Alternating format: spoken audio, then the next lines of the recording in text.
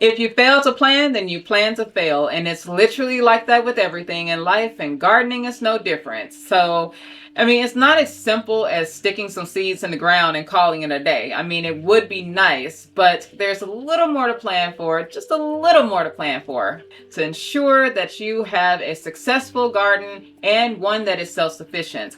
I'm Alexandria Denise, your self-sufficiency coach in the area of hunting, fishing, and gardening, and I've crafted my system over the years, 10 to be exact, so I'm here to help you do the same. But if this is your umpteenth video of mine watching, don't be a scavenger and just take the meat and run. Attack that like button and whatever new feature that's going to help push this video out there. And if you're new, I hope that you consider subscribing to the tribe. It's free and you get more self-sufficient content like this. Now, there is something that can be grown in all times of the year, okay? Not just the spring. But if you're watching this video and say like the fall or the winter, then it's actually the perfect time for you to experiment with some of your cooler season crops, like your brassicas. That's something like broccoli, kale, Brussels sprouts, you know. But if you're like me, where the fall is dedicated towards something else like hunting, and you just prefer to prep for the spring, then I'm going to help you just map out your system so that you're not wasting time when that time comes. So if you're completely new to gardening or a sprout, then I highly recommend that you prepare your space and soil. Soil is the foundation and the fine line between failure and success in the garden. In fact, I find it's actually one of the reasons why many newbies find gardening to be so hard, but it's actually quite simple, and it starts with doing some research on what you're planning to plant. But the first thing that a lot of new people do is that they run out to their nearest garden center and buy a bunch of soil just because it's on sale, and you know, they think that all soil is the same. But I am telling you right now, you're doing yourself a disservice. You might get away with it in the short term, but for long-term optimization, understanding why and what you are buying is key. It's the one thing that you can't cheat the plant on. Soil is where it reproduces, it eats, it lives, and everything else in between. So before wasting time and money, simply do the research on both the plant in question and the soil type required for it to thrive. Now, this isn't to say that you can't buy garden soil, okay? But this is more so to give you the rundown on what you should consider when buying. And I want you to keep in mind these three things: the soil type, the nutrients for the soil, and the pH for its growth. And this will save you the headache of figuring it all out in the long run. So let's attack the soil type first. This refers to the texture and the quality. Will this plant need soil that holds water, well draining, holds nutrients, or something in between? Okay, some garden soils contain matter that either helps retain moisture in the soil or promotes drainage for aeration. And you may hear this as plants either liking wet or dry feet. And how soil drain is important to the function of the plant's roots. So think of it like you walking around in tennis shoes after a rainy day and you step in a puddle. You have no spare socks on hand and you're forced to walk around all day with wet feet. Do that enough times and you'll probably start to develop a foot fungus. Versus the opposite of stepping in a puddle wearing flip-flops. It may be uncomfortable for a while, but it doesn't carry the same consequences as stepping in a puddle with enclosed footwear. Now, if you were a duck or something whose feet can stay wet for a long period of time, then that'll be okay. But we're not ducks. And if you are a duck, then leave a comment and a like. Well, your plant's roots work the same, okay? Some need dry roots and some need wet. It just depends, but that's because some are prone to disease more than others. So if you're growing something like olive trees, for example, they require well-draining soil and for that soil to dry out in between waterings. But if your soil contains a significant amount of like moisture retention materials such as peat moss, now disease is slowly building up on those roots and it's going to cause problems for the plant. Or the opposite, where the plant requires moisture, but you have too much drainage and it dries too quickly. The correct soil type is especially important when you're planting for perennials. But I know that at the property, my client, she swears she's had her olive trees for at least about 6 years, but they weren't fruiting. And I evaluated the soil, and she had like some soil that was donated to her, which is like this Coco Loco. So it's more of a potting mix. So it retains a lot of moisture, even if it has the perlite in it. But as soon as I changed out the soil, lo and behold, it started fruiting. That's why you don't want something that is full of potential to be sitting in the wrong growing conditions for a long period of time. Same goes for pH. Unless it is a specialty kind, many garden soils on the market are going to be of a neutral pH. Not only because many plants won't survive in acidic soil, but because it's just economically sound to like sell it neutral, and then the consumer can adjust this needs or adjust the pH based on their needs. So let's just say you want to grow blueberries. It doesn't matter what kind, and you threw it in some dirt and you just said a prayer, okay? Weeks later, it's turning yellow, developing stem canker and all types of other diseases.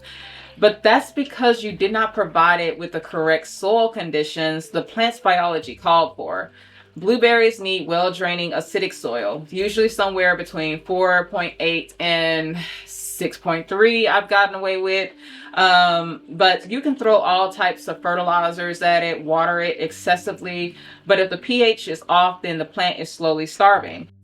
And this is vital for them to be able to access nutrients. As stated before, unless it's a specialty type soil, many garden soils in the market are going to be of a neutral pH. So you definitely want to check that. But as an alternative, you can buy other products that help either raise or lower that, depending on what you need. Luckily, nutrients is an easy fix. And there are usually two most important times to put nutrients in your soil, and that is before the growing season to prep and afterwards to replenish. A little can be done during the season. I know I usually like to do like the compost teas, which is just basically a liquid concentration of something like fish emulsion, banana, and some more stuff in between. I have a different video coming up on that. But your long, slow to break down feeds is what you want to focus on before and after the season to make sure that it is bioavailable to the plant next season. Okay, it's the microorganisms in the soil that make this happen. So feeding them is more important than just trying to think of what to feed the plant. Many commercial soils already come with nutrients in them, and you may see this as like feeds for 3 months, for 6 months, and so on. But depending on what you plant, those nutrients actually may run out much sooner because some plants take up much more nutrients faster than others. But usually nitrogen and phosphorus are the first two and the most critical. Okay, plants need nitrogen to make chlorophyll, which aids in photosynthesis. So if you're planting heavy hitters like corn or tomatoes, then that nutrient is going to deplete much faster. All right. In fact, it's actually the reason that nitrogen is one of the most commercially produced and artificially produced fertilizer we have on the market, because much of our food system actually revolve around corn, wheat, and soy. And this introduces a lot of other problems that I'll attack sometime later, but it's definitely a nutrient you should replenish often, and there are natural ways to do that. Now, phosphorus is a hit and miss because it breaks down slower than other nutrients, and it may be already present in the soil. But for other factors that I talked about earlier, such as the pH not being right, such as like with blueberries, it may prevent certain plants from accessing it. And this is because phosphorus is the one nutrient that binds with other compounds in the soil. So the plant has to think of other creative ways or through evolution that they have evolved to extract it. And this is important. This nutrient is actually important for developing strong roots so they can anchor firmly and bear fruit. Now, potassium is mainly for keeping the conditions of the plant healthy, the overall plant, and aid in fruiting. So think of potassium as vitamin C to us, so if you get sick or something, that helps you ward off disease and so on.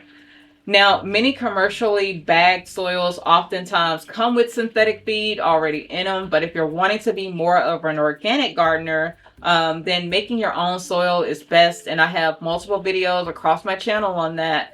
explaining how you can do it. Even if you want to be just more resourceful and not buy soil, then I recommend you watch my loan soil video. I teach you how to source these things for free. But if you're going to go the resourceful route, and say like you're watching this in the winter or the fall or something, and you're more of a springtime gardener, then you definitely want to go ahead and get the jump on this, because being resourceful takes time to just gather materials that you need. But doing it this way is how I rarely buy soil. The soil I had last year is the soil that I'm currently using, unless I'm expanding and I need more, or the soil became tainted somehow. But I never throw away previous soil. I just replenish it through different means. And one means that I actually found more favorable is through compost worms. So you're just restoring and replenishing the microbes. Rinse and repeat. Simple. So if you're very new to gardening and you're starting to set up beds, okay, I want you to be sure to place them in areas that get full sun, all right? Full sun. This is because it's easier to shade them than it is to move them later on. You don't want to be taking down these beds that's got tons of dirt in it just because you found out now you don't have a whole lot of sunlight. So I recommend also only planting annuals in those beds, and I would start with more of a medium loam because it gets you a good moisture retention, nutrient retention, drainage, and aeration. And from there you can just pack on the nutrients with a decent portion relevant to container size of slow feeds. So like your compost, your blood meal, bone meal, manure, all of that kind of stuff, just pack it on top, or actually mix it into the soil, kind of get it going good, you know. But if you're just getting started planting in ground and that's what you want to do, then you have to add nutrients a different way depending on your soil type. So there are 12 soil types across North America. Here in my zone, zone 8A, I'm working with what's called ultisols, which are the heavy red clay. If I'm starting on fresh ground, I have to till it and break it up, and it's extremely compact.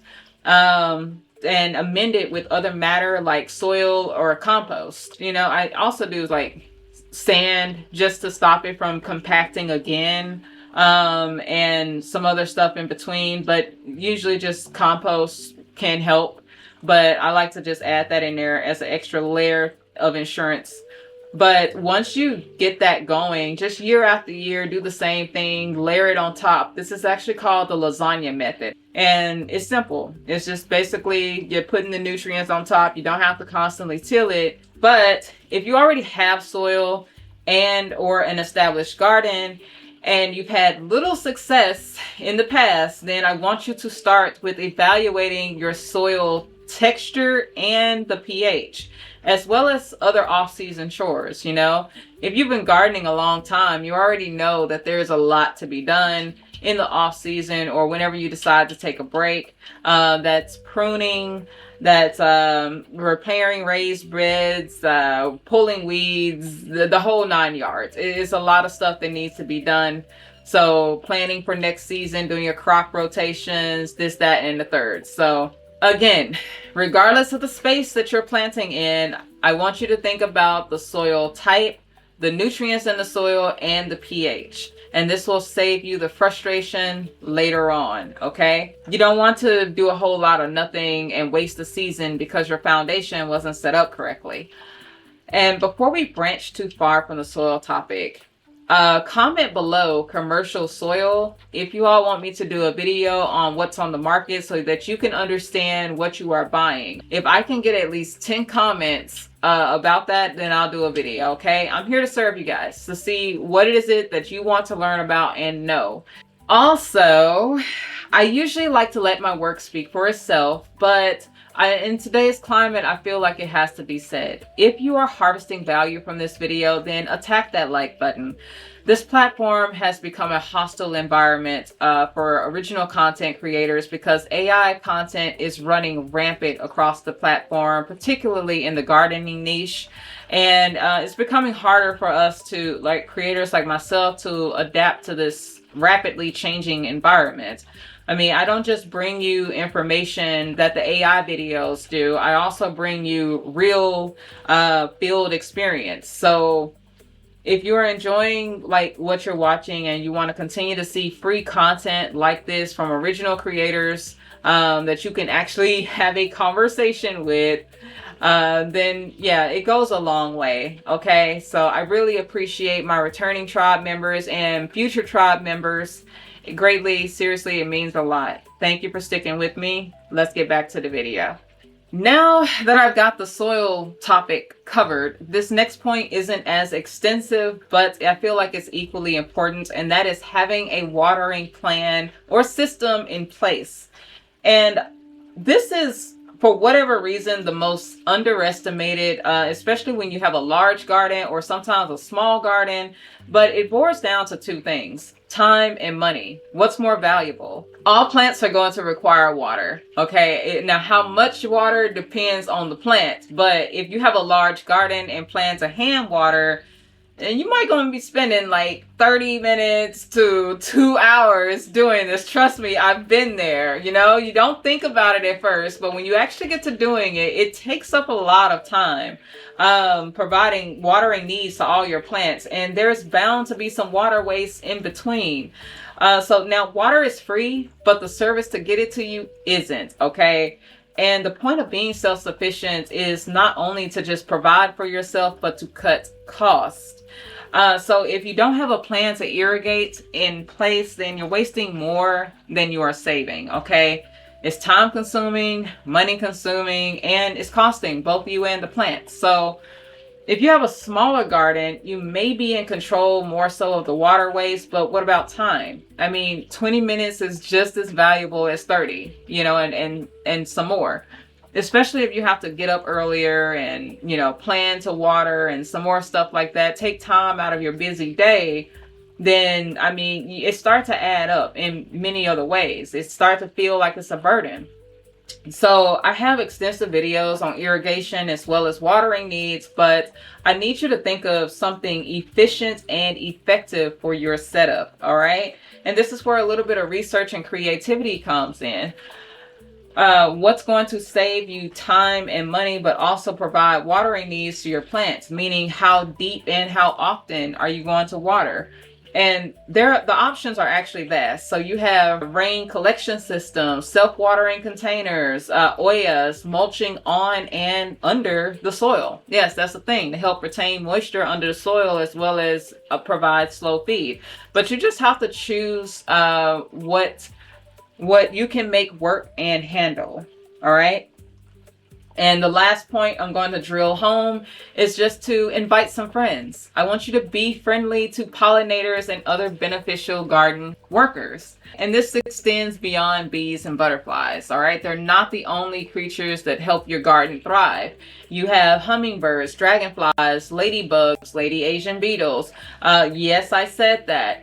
Lizards and frogs. Now some pollinate and some offer pest control. Nature has a whole army of defenses, and you just have to choose what to attract based on your needs. Now there are two things to concern yourself with when you are trying to attract them, and that's, are you providing an abundant enough food source? And secondly, are you providing their ideal habitat? Think of it like a buffet. You don't live there, you just eat there. But if there's another spot around the corner that's offering, you know, the food and the shelter, then why travel so far? Those two questions can help launch your research on what you're hoping to attract. All right. Also, plant perennials. So they blossom year after year, and that brings species, most species at least, back to your garden. I can't guarantee everybody gonna come back, but at least most species come back to your garden earlier because perennials start to kick in a little before annuals in some cases. And those creatures will remember your spot and come back at the butt crack of the first bloom. So to help you get started with that search, you can just search what perennials attract blank, and that'll get you started. All right.